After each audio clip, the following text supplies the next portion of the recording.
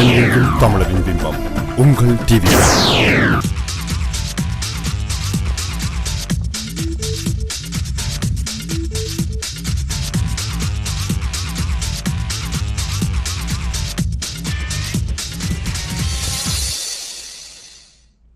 Welcome to CrossRoads on TVI. Yesterday was a historic day in the Tamil community. Provincial council elections were held for the first time in the northern province of Sri Lanka. The results saw the Tamil National Alliance win more than 80% of the vote, as a result receiving 32 of the 38-seat council. However, despite this outright mandate given to the TNA by the Tamil people, what does this mean? Will the ground realities facing our people change? Is there some or any hope? What is the future of our political autonomy and our relations with the Sinhalese? To discuss this issue, we are joined with Guruparan Kumaravadivel, a law lecturer at the University of Jaffna. He holds a master's in law from Oxford and is about to start his PhD in public international law and constitutional law at University College London. Guru is joining us through Skype. In studio, we have Sanjana Hotutua, the founding editor of the award-winning citizen journalism website groundviews.org. He's also a senior researcher at the Center for Policy Alternatives. Please join us in this discussion at 416-623-8100. Please do share your thoughts, ideas, questions, and your comments. Thank you, Sanjana, for joining us today. Thank you for having me. And thank you, Guru, for joining us through Skype. Thank you, Bharti. Thank you, gentlemen. I wanted to start this discussion in light of the recent provincial council elections that were held yesterday. I'm curious to the climate, and especially the media climate going into the Northern Provincial Council elections from Colombo and from the south. What were the messages or the themes, if any, surrounding that discourse? Primarily in the Sinhala media, and I think also with columnists in the English. To begin with, there was as you can imagine, a lot of interest in the elections, historic elections, first time in 25 years, etc., etc. It focused, though, on the TNA manifesto and substantive clauses in the manifesto.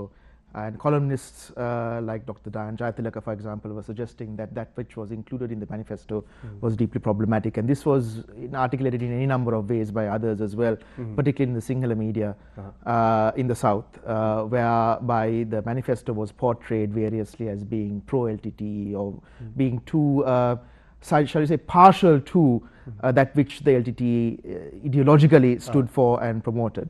So this was, broadly speaking, the pushback to what the TNA was proposing. And so there was a lot of attention certainly on the elections leading up to it. And what I have also actually am interested in now, because I came here to Canada, I missed out on the immediate reactions in the local press, in the Sinhala language press. So I have asked colleagues in Colombo to do a media monitoring exercise, because what we have found is traditionally that the Sinhala language press reporting on issues like this, for example, is fundamentally different qualitatively to what the Tamil language press would say to the Tamil reading is it readership. In terms of depth or just even scope? Quite frankly, every aspect imaginable. In terms of the prioritization of issues, the voices reflected, the opinions reflected, the people that are part of the news agenda, the people who are selected to be columnists, invariably affect the kind of issues, perspectives, opinions, and that has a direct bearing, for better or for worse, of how the South would perceive something as important as this. And do you feel this reality is different in the Rajapaksa era, or even pre-Rajapaksa this was the similar terms of the quality of the journalism within the Sinhala? What has remained the same is the polarization of language press, including broadcast media. The Tamil and the Sinhala media remain two different worlds, and that has predated this government in its two terms, Rajapaksa's presidency in over two terms. What has been exacerbated, however, is the polarization. For example, it is a study that is on ground views. If you took Navi Pillai's recent visit to Sri Lanka, the best reportage on who she met, what she engaged with, who met her, and what they told her was in the Tamil language press, emphatically not reflected in even the English language media. And that is a problem that I have articulated in Sri Lanka as it makes those who read the media both misinformed and disinformed. And with a focus on the English language press in Colombo in the south, is that a reality that's again continued from pre-Rajapaksa times, or is this, given the heavy censorship and intimidation that the Rajapaksa regime has inflicted on the press, is this a new reality? What you say has contributed to it. There are systemic problems within the media itself, but it is also the culture of anxiety and fear. So you don't want to take or be seen to be taking too many risks. This impacts not so much. I mean, the government would respond and say that there is no official censorship, and in a sense they're not lying. Apart from the Prevention of Terrorism Act, the PTA, which is an obnoxious piece of legislation that's still around for God knows why, there is no official censorship. But the culture of fear, the white van issue, the lack of any kind of investigations into journalists who've been abducted, murdered, or killed. Just recently, the fate of Mandana Ismail Abivikrama, a Sunday leader journalist whose house was ransacked twice, and she was held at knife point. All of these contribute to a culture that violence inflicted against journalists goes unpunished, which has a direct bearing on how media reports controversial issues. And those who are pro-government, do they see the simple coverage of what's happening in the north and east from an observational point as pro-Tamil or pro-LTT? Is that the kind of the spin that they place on it, that any media would have covered the north in a strictly unbiased way, and just in terms of who, what, when? Is that seen as the conflation is a problem? The conflation of Tamil and LTTE, but that has always been a problem since, in a sense. The problem for me is actually, in a sense, more fundamental, quite sadly. It is that the issues and the people, the Tamil question, if you were to see it thus, is simply not reflected. It's not a debate in the southern media, English or Sinhala, and that's unfortunate because if one looks and projects Sri Lanka's post-war potential, taking into account discussions on its democratic deficit, etc., its political architecture moving forward, you don't find that debate in the south. Interesting. Guru, hi, Guru. Guru, how has been the reaction of the TNA's landslide victory in Jaffna currently, or today, given that it's the day after the results? I can start off by saying how the Jaffna newspaper Udayan is portraying it. The Jaffna Udayan is carrying a headline today saying a Tamil government blossoms in Jaffna. Interesting. Blossoms in the northern province. Now, they've used the word Tamil Arasu, and I saw some debate on Twitter as to whether Tamil Arasu, which would, if directly translated, would mean Tamil state, but in the language press, it sometimes government and state, meaning Arasangam and Arasu, is interchangeably used. But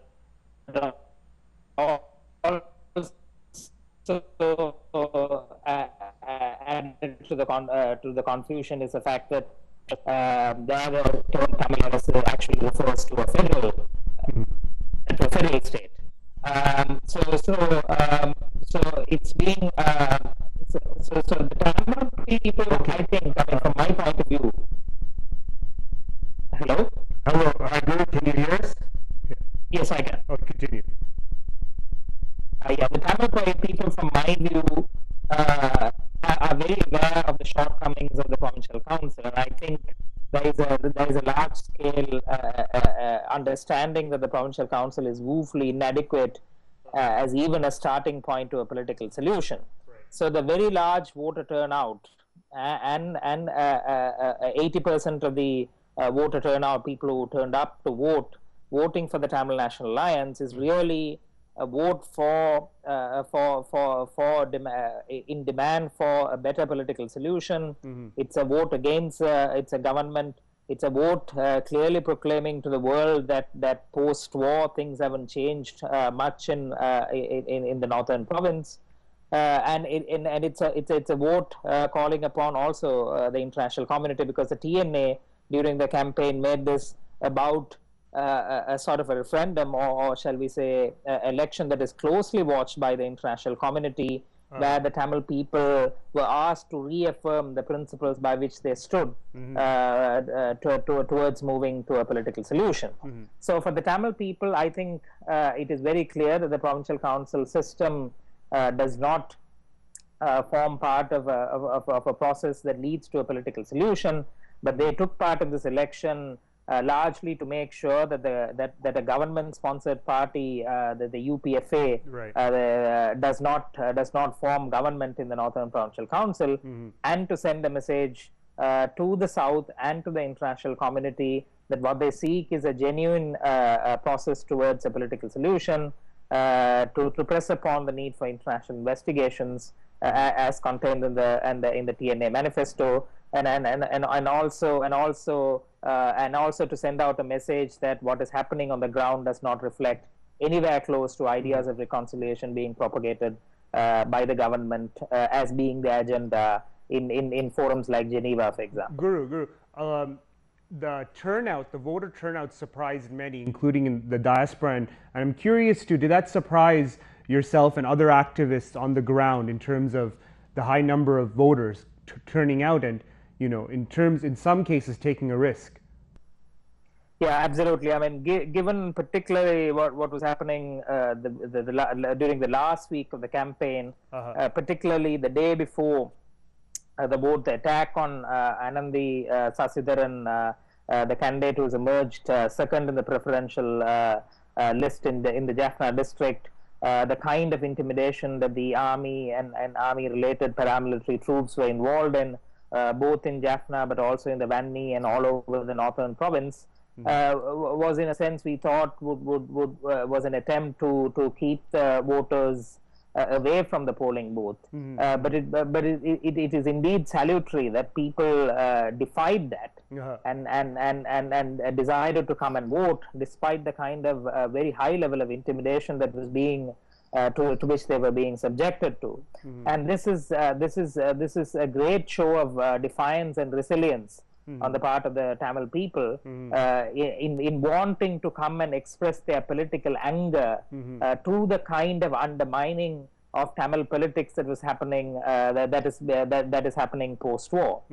So particularly, I mean, what is notable particularly in Jaffna is the fact that the Jaffna Islands, which are entirely under the control of the Sri Lanka Navy and the EPDP, turned out and voted in favor of the TNA. In fact, 2/3 of the vote from the islands have gone to the TNA, which hasn't happened in a very long time. So this is an area where the TNA has found it very difficult to even in past elections and include. So we unfortunately just lost Guru, but what's your sense? And I mean, if I'm fair in calling you as an outsider to the north, what's your read on hope within the north in terms of, was this kind of a rote exercise? We have to go and vote for the TNA, but do you feel there's any sense of hope given this outcome in the elections? I don't know what you mean by a rote exercise. I think, as Guru made very clear, this was a very conscious decision. No question. But is there a sense that, this is something we have to perform our duty, but the fruit of this is not going to bear much in terms of the power that the NPC can actually wield? Well, I think it's interesting that even though the people might have felt thus, and there were opinions expressed in the international media in particular when they went and spoke to the voters who voted a day yesterday, that there was concern that this might not mean much at the end of the day, looking at Sri Lanka's just post-independence history and the lot of Tamils in the country. However, I think it's also, as I think as Guru quite correctly stated, it's an act of defiance. Given the intimidation that led to even the United States Embassy in Colombo before the election and after the election issuing two separate statements, I think that it is an act of incredible courage of the voters in this area to go and vote thus. But do you think there's any hope, or is it the cynicism is still outweighing the hope in this exercise? I would call it cautious optimism. It is up to now to the TNA as well as the government, quite frankly, and the government, I don't know how you, possibly the government and the TNA, to work out a way forward, cognizant that this is the ground reality. And if the question were to be asked of me how hopeful I am of that, I must confess that I hope to be proved wrong, but that I am skeptical, given the nature of the state and government, that they are, despite this unequivocal message, willing to compromise and work with the TNA to move forward on the Tamil national question, or, as Guru said, re-architecting our politics to give more expression, to give more power to the provinces. And on this topic of the current state and the Rajapaksa regime, particularly in 2013, this year, we saw a particular focus on the government's or at least sections or major figures within the government allying with anti-Muslim forces. And there was a discussion that came out of it that felt that the Muslims are the new target, the new front in creating a level of fear within the country. What in your opinion, what's the truth to that idea? Islamophobia has grown alarmingly since last year, when there was an attack, when there was violence at a place called Dambul. And there have been a number of incidents across the country, even in Colombo, as recently as a few weeks ago with the Grand Pass Mosque incident, where businesses, places of worship, places that Muslims have congregated have come under attack. The government says that these are isolated incidents, but there's a clear pattern. And our concern is that the highest levels of government, A, haven't come out and strongly condemned these incidents, and B, have been seen to be, through silence or through active physical participation, contributing to the forces that are articulating messages of hate, hurt and harm. The Muslims may not be there was concern earlier in the year, and I think it was quite justified, that there might be another Black July, but this time with the Muslims as the targets. It remains to be seen whether that will be the case. What is genuinely disturbing is that this is occurring in post-war Sri Lanka. That the kind of rhetoric, the kind of violence, the kind of impunity, the kind of policies that are giving the space for this, the kind of actors. You see, any democracy has extremist, lunatic fringers. It is a problem when they are in the mainstream and at the center. And that is what we are seeing increasingly in Sri Lanka. And has there, been any flack? Sri Lanka has been connected with countries like Iran and Saudi due to the ongoing, migration of employment. Sure. Has there been any blowback given these incidents involving government players and actors? Actually, there's another dimension that's in a sense far more important, or as important. It's just that block of countries has been voting in favor of Sri Lanka at the Human Rights Council sessions in Geneva every single year. So the submission has been that you mess around with this issue too much and you lose that vote block, which I think makes some sections of the government stand up and listen to, otherwise more to the argument that this actually can't continue. It doesn't seem to be the case that these countries have openly expressed their condemnation. Certainly the back channels and back doors might actually suggest to the government that if one were to continue down this path, it's entirely untenable to also expect support in the international community that the government currently enjoys. It's time for a short break. Dear viewers, please join us after these few commercials.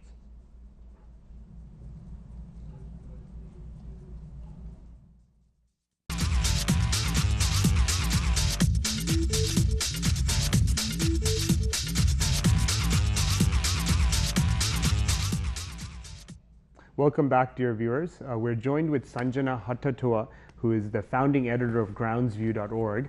We recently had Gurupur, and unfortunately due to some technical difficulties we've lost him. We're trying to hopefully get him back on our conversation. So we're speaking about the recent Northern Provincial Council elections, but I was curious to how the South at all approaches the word or the term of genocide with what's happened in the North East particularly in 2009, but also the structural elements of this following in terms of education and the economy and the military's land grabs, as well as the setting up of businesses within the North and East. Is that covered in the South? There are two questions in that. One was the approach to the word genocide and idea of genocide. Right. There is no debate, quite frankly. There never has been. If there has been any mention of, or any kind of contestation, any kind of mention of the word genocide, it has been to rebut it. It has been a pushback against it. There has not been any kind of serious discussion as to whether it's applicable or not and to what degree it has been. The media does not carry that discourse. It is a non-starter. It is not even on the periphery. It is not even contemplated to be on the back burner in the future. So it's quite simply a non-starter. Whatever that has happened in terms of fleshing that out has happened in web media, not just in English, in Sinhala and Tamil as well. But it's the web that is the loci of those debates. It is not the mainstream media. Insofar as your second part of the question goes, I think there has been some attention given to the militarization in the North and the East. Again, not to my satisfaction, because it's not an issue. It's not an issue of concern. It is maybe reported as a fact of life, but the systemic nature of what you talked about, the systemic violence, the unprecedented land grabs, for example, in the North and the East, post-war just this year by the Sri Lankan army to set up things as absurd as golf courses, and the indignity that the families and the individuals who are Tamil face on a consequence of not being able to access their land, those are not concerns on the mainstream media agenda. Guru? Yeah. Guru, we're speaking about the realities facing the Tamil people in the North and East vis-a-vis the military's presence. Can you speak to some of those realities you observed? No, the military, I mean, there's been a lot of debate, for example, about the number of troops on the ground, and I think that's an important debate, but beyond that debate, it's also the question of what the military does. What I call the qualitative aspect of militarization. So the military, for example, is involved in organizing grade 5 scholarship exams, GC O-level, A-level coaching classes. They get involved in organizing Poya ceremonies where they get school kids from Klimachi Mahavidyalaya to come and sing Sinhala songs, which they proudly advertise on their websites. They forcefully invite people to come for people to invite the army. They force the people to invite the army to come to even private ceremonies like puberty ceremonies. And more recently, I mean, a more recent phenomenon is that the Defense Ministry sponsors marriages between ex-female LTT combatants and army soldiers, and there's been even an instance where that kind of a couple have been taken to a school and projected as a kind of example of reconciliation. Now, so it's deep militarization, and that's the point that I want to make. It's a very deep militarization that will have a very strong impact in the way that Tamil society from here around evolves.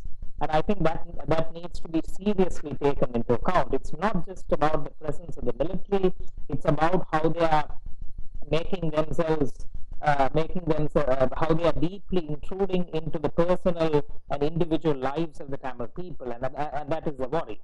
I mean, in this context, I must mention that the TNA in its manifesto has said that they will, if given 2/3 control of the provincial council, which they have, they actually have more than 3/4, that they will restore the troop levels to pre-1983 levels.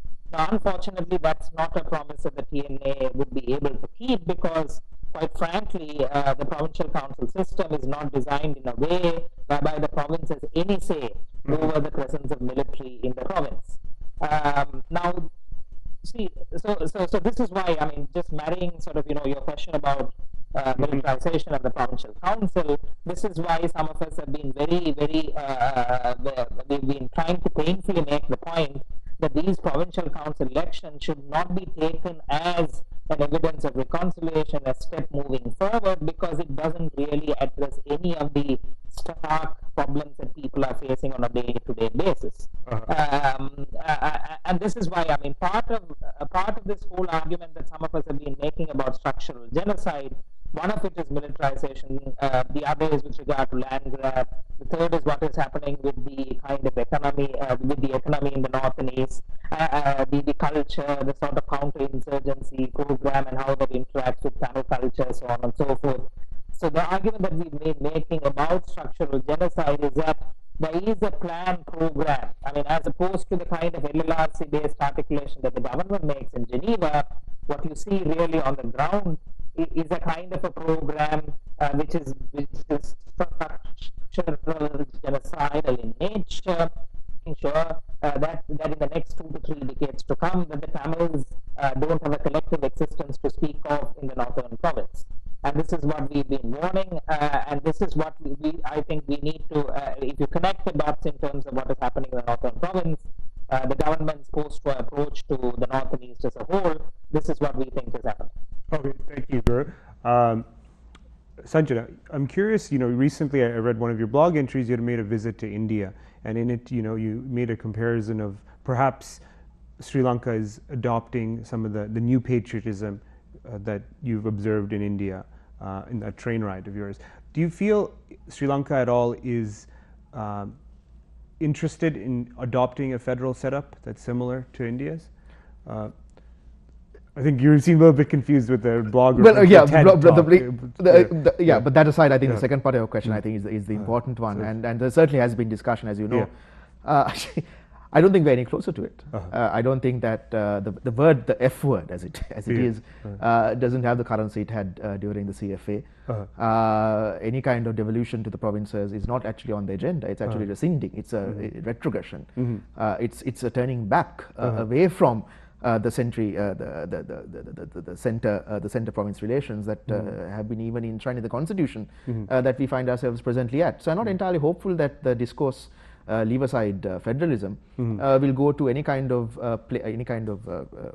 place where any greater power to the provinces is seriously discussed. In fact, actually, let me be very honest, the concern is that irrespective of what happened with the elections, that in the months and possibly years ahead, we might have constitutional amendments that undermine the powers that the provinces currently have. And given that, given that reality, that possible reality, do you feel it may strengthen the case, the Tamil case for nationhood in the eyes of the international community, or do you feel the international community is wedded to a unitary Sri Lanka solution? Well, I think the TNA itself have said, I mean, in the media interview that after the election victory, that they are willing to work within a united Sri Lanka. The Tamil national question, I think, is not going to go away. Whether that, I think implicit in our question was whether the Elam and the debate around Elam is still viable. I don't think, quite frankly, that it is a viable debate or discourse to have within the country. Right. Guru, are you on the line? Yes. Guru, what are your thoughts on that if the central government continues to really not provide or devolve any powers to the northern province, will this strengthen the argument in the international community for Tamil nationhood? Guru? He's gone. Okay. He's gone. So sorry, we're having technical difficulties, but Guru? Hello? Yeah, I can hear you. Okay. Did you hear my question? Yes, I did. And I just want to clarify that Tamil nationhood doesn't immediately translate to Tamil statehood, and you can have different nations within a united state, and it's called conceptually called a plurinational state. So what we are asking for is for the Tamil identity, the Tamil collective identity as a nation, their right to self-determination to be recognized within a united state, and that we are still willing to pursue a solution within a united state if there is a serious offer on the part of the South towards exercising our right to self-determination within a united state. Now that is the willingness that we are still willing to exhibit, despite the history of broken promises, so on and so forth. So let's not confuse nationhood with statehood. Neither should we confuse united state with unitary, which is what you mentioned, Parthy, in your question. The Tamils can never agree to a solution within a unitary state. The idea of a unitary state in Sri Lanka is very particular. It's a very particularistic idea of extreme centralization. It's not like the sort of flexible idea of unitary, for example, that you have in the United Kingdom. Sanjana knows, Sanjana's friend and my friend Asanga Velikala has written very in detail about this. So the Tamils can never agree to a unitary solution. But to come back to your question, Parthy, now I am of the opinion that if you look at the draft of the 13th Amendment, the original draft, and as it exists right now, there are no real powers. Now we are talking about, for example, the central government possibly diluting 13th Amendment powers, and that is a reference largely to land and police powers. But if you really look at what is there in terms of land and police powers, there is really nothing. There is only a symbolic reference to land and police powers, because land and police powers largely does remain with the central government. So what they want to do away with is even the kind of symbolic reference to land and police that you find in the 13th Amendment.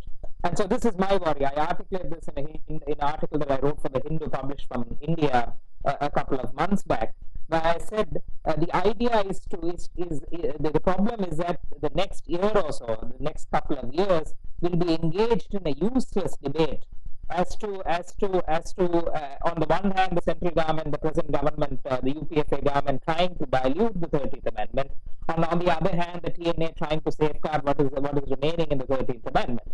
Whereas it is very well known, it's been acknowledged by constitutional academics and lawyers alike, that what is there in the 13th Amendment as it stands itself doesn't even really address the day-to-day problems of the Tamil people, neither their aspirations. So we are going to get into a nonsensical debate about further diluting the 13th Amendment.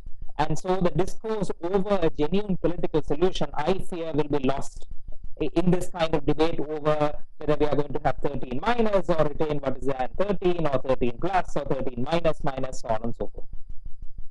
Thank Sanjana, what is the Sinhala or the Colombo perspective on India's influence on this government? What's the general understanding of the role India plays? I'm not a representative no, you're of course, but I think broadly speaking, okay, I think that there is a frustration that India does not and possibly will not have command more authority on how the government can and should approach governance.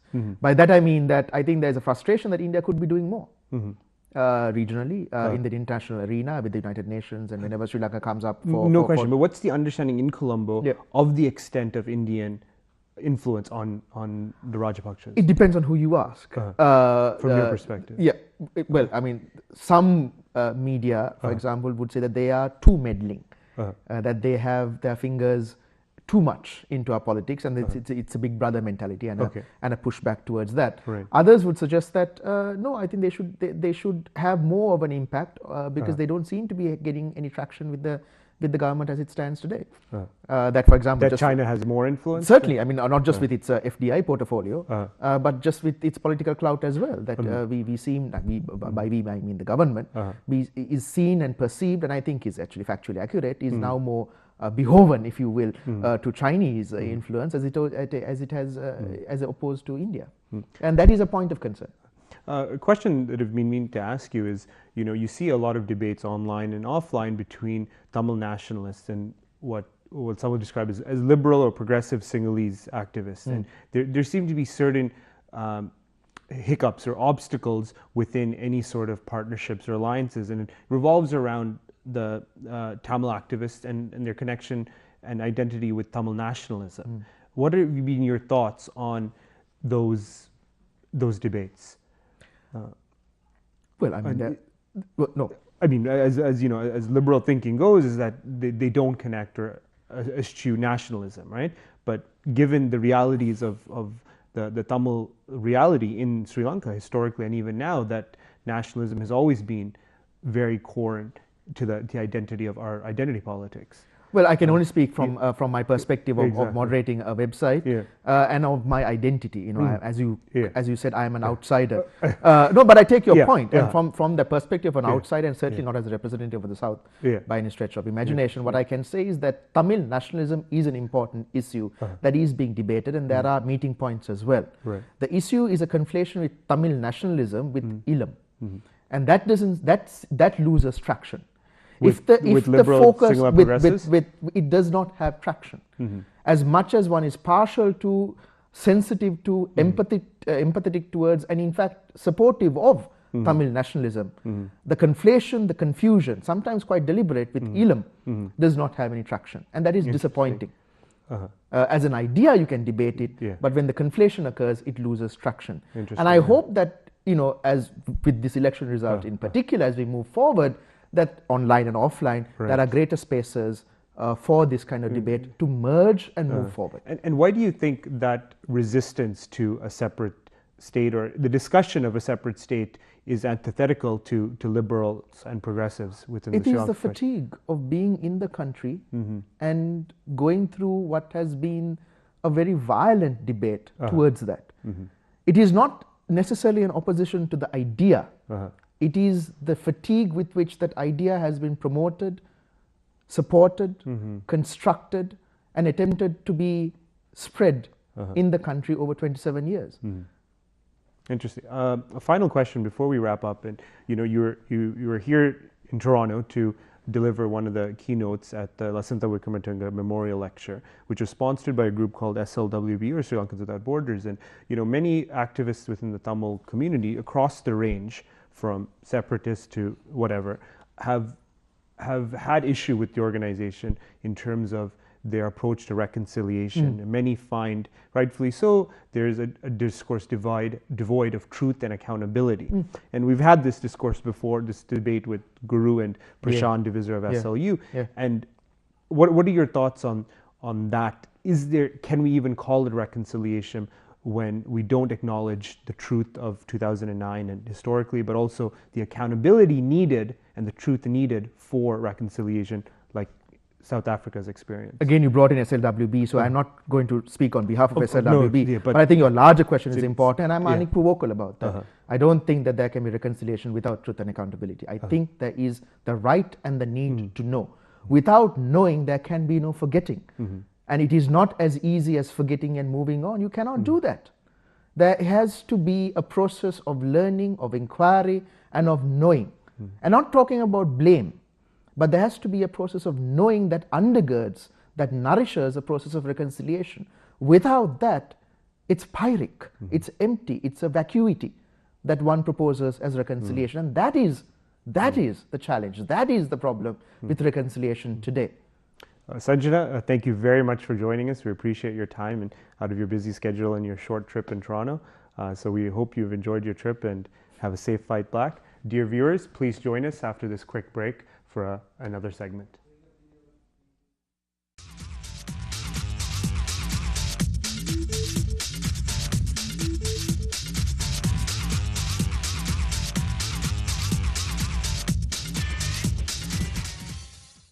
Welcome back, dear viewers. We are now joined with Radhian Simon Pillai, who is a movie review, a film critic for AskMen.com and Now Magazine. He recently had the opportunity to interview some of Hollywood's A-list celebrities for the recently held Toronto International Film Festival, or TIFF. Good afternoon, Radhian. Thanks for coming on. Thanks for having me back. You're not a stranger to our show, and we're always, the Tamil community is always big on films, whether from India or our own homegrown stuff here. So it's always good to discuss movies, especially with a prominent film critic. How was your experience at TIFF? It's probably actually the biggest pull for Toronto in terms of tourism and elevating our brand across the world, right? How was your experience? Well, I mean, TIFF is Toronto's biggest thing, and basically, as soon as TIFF arrives, so the film festival begins September 5th to September, like 10 days. Goes out for 10 days. But I start working TIFF from mid-August. Wow. So that's when I started watching the movies, because basically when the film festival shows up, I'm running between interviews and just catching a few movies. So before the festival even began, I watched 20 You've movies. watched the movies. Oh, so those are private screenings. Yeah, we do like advanced screenings. So Now Magazine, we put out right at the beginning of TIFF, we put out about 100 reviews of the film, so people could select what they want to see. Interesting. So that's so before the festival begins, my job is to review as much as I can for that guide, as well as booking interviews. Because as soon as the festival hits, I become a zombie. I didn't see my daughter from the Thursday to the Monday because I'd be out of the house early in the morning. Do you ever mix up plot lines with the movies? Oh gosh, yeah. I have to. I mean, it's the only time of year where I actually have to bring a notebook to screenings, just so because they all just kind of blend together. together. I mean, thankfully, there's quite a few that stand out, but yeah. So the reality is not many of us get to go out to TIFF. It is downtown, and I do understand it's really tough to get tickets. So for those of us, like including myself, who weren't able to make it, what would you recommend? What were the highlights from this year's TIFF? Well, the movie everyone's talking about is 12 Years a Slave. So basically, it's about a free black man from upstate New York who's abducted into slavery, and it's a true story. It's based on his own book, and basically everyone's saying, "Hey, we already have our Oscar winner. This is the best picture," and then that's a very premature thing to say in September. Right. Is there any precedent for that? Like, people will always. It's happened so often because the Toronto Film Festival is a big launch. It's basically Oscar season begins right now. And people have always been like, "Oh yeah, now when we saw Argo, it's like, yeah, this will probably win Best Picture." But now everyone's pretty certain because and they're not justified, but you could see their reasoning because it is such a strong film. I mean, not just the story, which is really it's traumatizing. The way it doesn't blink when it looks at slavery, it's really admirable in that sense. And then also the director Steve McQueen, he comes from kind of an artsy background. Okay, so he really does. It's not a blockbuster feel. It's very formally elegant. It's beautiful to look at, and there's rhythms. The way he puts it together, it is just. What's the name of this film again? 12 Years a Slave. 12 Years of Slave. Yeah, I mean you'll hear about it. So, I mean it comes out October. What were some other standouts that you would recommend? Well, another favorite of mine is Blue is the Warmest Color, which is a French film about first love, dealing specifically with young lesbians. It's 3 hours long. I barely felt the 3 hours. It was actually the Palme d'Or winner at the Cannes Film Festival in May. It's just a beautiful. I mean, it's got these raw performances. That director gets. He has a feel for how to get really naturalistic moments. Whether it's people talking over dinner and whatnot, they just go on for long. You just really feel like you're in that moment with the characters. And also, I mean, this movie's been getting a lot of press for its very long sex scenes, which are very graphic. And I agree. I understand why they're saying it, but it's actually very beautiful. There's the new movie Prisoners, which you reviewed and interviewed some of the cast members. How was that film? Well, so Prisoners actually just opened in theaters this Friday, so you can now catch it. It's a very strong movie, surprisingly. Like it's a thriller about two children who are kidnapped, and one of the fathers goes and kidnaps the suspect in order to torture him to get information about his children. Obviously, there's some kind of post 9/11 allegory there about America's treatment of the way we get information, how humans react in really devastating situations, like what we're capable of. I don't think it holds together all the way through because the plot turns into a bit of a pulpy, page turner that gets into kind of silly territory. But it's directed by a Montreal director. This is his Hollywood debut, and he is a marvelous director, especially for this kind of material, because he makes trees look intimidating. He really knows how to hold the material together. We have a clip from one of your interviews of. The name's escaping right now. Wolverine is what I'm thinking. Hugh Jackman. Hugh Jackman. Let's play clip 1. And I'm just wondering, do you think a movie that goes so intensely into the effects that violence has on the psychology, do you think it could be a corrective to kind of all the fantasy violence we see in movies? 100%. I think one thing for me, I always loved the script. I thought it was great, edge of the seat, sort of suspenseful thriller. But for me, it was really vital to make sure we handled the subject matter responsibly.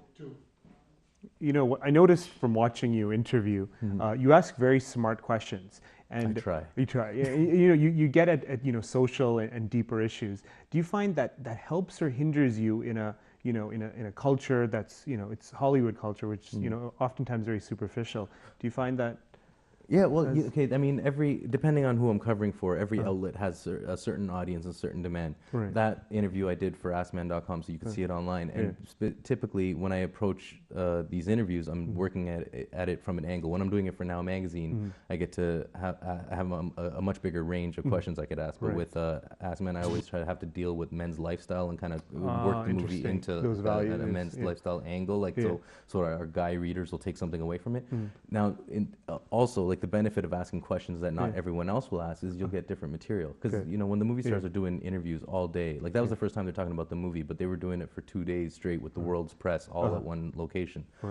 they tend to have to memorize certain answers that basically these stock answers that they give to everyone, and everyone will ask them the same questions to get those answers out. And I want to avoid that because I don't want the same material. Yeah, I noticed everyone else has. in the reactions during your interviews, you can see them actually thinking. It's not a repetition of talking points, but their own genuine answers. And do you find that with your boss or whoever you're like in terms of where you wanted to go, does it at all impact you in a different way, or are you expected to ask stock questions, or do you have creativity? Yeah, no, I have creativity, and I mean, with sometimes like if I'm having, I mean, this Prisoners was a tough one because it's a very hard movie to talk about without wanting to give away too much material. So I actually pre-planned. I talked to my editors beforehand and like let's figure out what we're going to go for here, which angle we're going to push. We actually have another clip from that same interview, this time with Jake Gyllenhaal. Let's play that clip. Is not about revenge, and so because of that, I think it has a different outcome. And the men that I admire in my life, people I look up to, are those who are able to express vulnerability and a type of humility, and at the same time have a healthy ego, definitely. Not be pushovers, but violence can lead when great violence happens when I think there are a lot of reasons, but ego is a big play.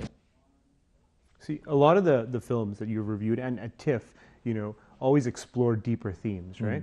I wouldn't say always, but generally, yeah, at least the ones that are critically acclaimed. Yeah. Right? And in our community, we have quite a few filmmakers. Next week, we're having the release of A Gun in a Ring, which you may have heard of, directed by Lennon Sivam, and a lot of young guys who are early 20s developing productions and movies. What advice would you have for them who are very clearly talented people, but taking it to the next level and entering TIFF or even in that vicinity? Well, see, now, I feel like I got to preface that with a bit of a kind of like a general, cap of what TIFF is. I mean, TIFF is a great many things to a great many people. There's 300 movies. There's the Hollywood movies that are trying to build Oscar buzz. There's the really indie movies that are looking for a distributor to come and pick up, buy the rights to their movies. Exactly. That's actually, that part of TIFF is the main reason for TIFF. Like it's a lot of, because a lot of people from all over the world come to see all these movies and buy the rights to them. Now, in terms of like how you could cater your film to them, I think it's just a matter of make the strongest film possible and know your budget. Like don't try to, I think part of the problem with a lot of indie films that will get rejected from TIFF is they're trying to make these like big grand stories with big grand plots, but they don't have a budget for it. So then you're working with amateur actors, you're working with low production values, and you're trying to sell something that is impossible. If you're making an indie film, you have a small budget, do little films. Do little films and really show your talent. In terms of small plots, small amount of characters. You don't need a lot of sets. Not necessarily shorter, but in terms of production values. Yeah, and short films go a long way to show your talent too, because people might notice, especially if you're going to compete for like short film awards. Right? And do you think that's a good stepping stone for budding filmmakers to actually make the short ones and then build the buzz or the resume to do? Because I'd imagine it's harder to get somebody to watch a longer film than a shorter one. Well, yeah. It's hard to get people to watch short films in general. I mean, that is what you're basically looking for if you're making a short film is you're looking for awards and certain attention from certain industry people to give you more opportunities later, and you're looking for that to build your resume, like your own. Is that a viable strategy? Or it is. It's very viable. I mean, so yeah, like most filmmakers begin with short films. I would think. I mean, I'm not exactly on the production side, but I know like a lot of people have gone a long way from that. Actually, the head of Pixar or like Disney's animation area, he began with short films. One thing we've noticed in films is the comeback of a lot of superhero comics. Like this last decade and a half, we've seen that extraordinary amount of remakes. Not so much remakes, but movies on former comic book heroes. Do you see other trends that are happening now that stand out in terms of like the 90s and the 80s? Are there any new trends coming up? Sorry, you mean trends from the 90s and 80s that are coming back? Right now, in comparison to previous decades. Well, I mean, the superhero trend is very hard to ignore. It's dominating the box office. But we're going to see, I think, a pullback on that, on these big budget studio franchise films, because this last year was such a disaster at the box office, where these like movies like Lone Ranger and stuff. Yeah. So I'm There was hoping, an oversaturation of it. so I'm hoping what we see is like Prisoners, which maybe is not the perfect film, but it's a movie that is a studio film that's made for an adult-oriented audience. I'm hoping that they reel back and decide that, okay, maybe we should start making smarter films and not stop throwing all our money on special effects. The thing about Prisoners is it just won the weekend box office, 21 million. Are there more, do you find there more political movies like Argo and then the 12 Years a Slave, or at least historical political ones? Oh, well, actually, you know what? Is that a new trend? No, the political movies, I mean, especially for the last decade because of 9/11 and, you know, the situations like 9/11 and the wars that came after it and even the recession create a lot to talk about. So movies generally get more interesting. I mean, it happened back in the day. Post World War II cinema is great. Post Vietnam cinema or Vietnam era cinema is amazing, and then post 9/11 cinema is really great. Actually, when you said 12 Years a Slave, I just realized there's a lot more black filmmakers coming out now with 12, because 12 Years a Slave, the director is a black guy telling a black person's story. We also had this year Fruitvale Station and The Butler, which I didn't see The Butler, but I at least the themes there. And you know, I'm really curious, and sorry, this has got to be our final thought, is the effect or influence Obama's presidency has had on the arts and culture. That's a big question. But you know, unfortunately, time's up for our show. But it was wonderful having you on, Radhian, despite the short time. And of course, we'll be having you on again in the future. Dear viewers, thank you very much for tuning in to TVI's Crossroads. See you next week.